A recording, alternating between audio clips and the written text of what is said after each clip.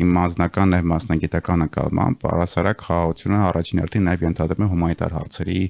ուղիղ հասցեագրում։ Ես այդպես եմ պատկերացնում առասարակ խաղաղության տրամաբանությունը, հատկապես գերեվարված անձանց վերադարձի մասով, ինչու են Ժնևյան կոնվենցիաները նախատեսում, որ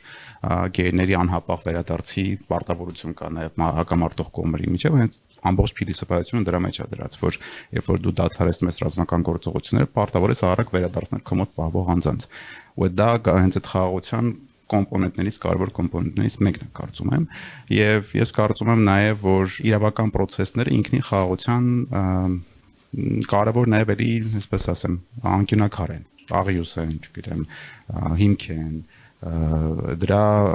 այդ պատկերի կտորներից մեկն է իրավական process-ները, որովհետեւ դա է այդ նաեւ երաշխիքը տալիս, որպեսզի հատկապես բարդ եւ խորը պատմական հիմքեր ունեցող կոնֆլիկտի դեպքում, երբ որ դու ունես նաև փաստական առումով վեճեր, նաև ունես, չգիտեմ, տարբեր պատմական առումով որոշակի անհամաձայնություններ, դատական process-ի նաև կարևորագույն իմաստներն կայանում են հենց այդ փաստական հանգամանքներ ապացուցման process-ի, այսպես ասած, ոնց ասեմ, շատ հստակ գրված իրավաբանորեն կանոնակարգված ընթացակարգային գործընթացի միջոցով ապացուցելը,